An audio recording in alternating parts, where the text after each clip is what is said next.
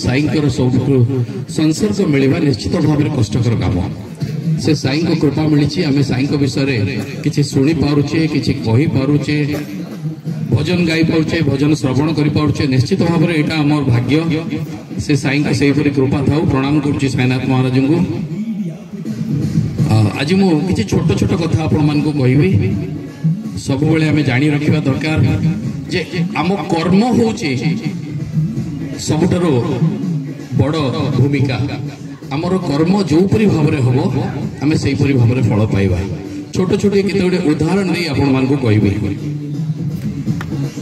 थरे आखि देखिला गोटे आंब गछरे बहुत गोटे फल फली देखिला आखि आंब को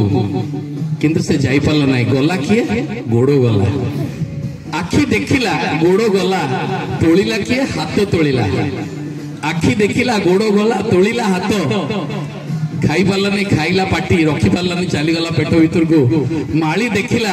दौड़ी आसला पिठी रे प्रहार दे देला पिठी कहला हे प्रभु मोर कौन भूल थिला देखो देखिला आखि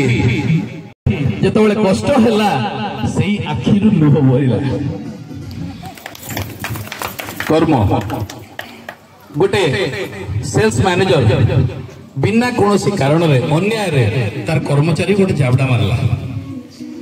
से कर्मचारी बेचारा रागिकी घर गला स्त्री को गोटे जाबड़ा देला।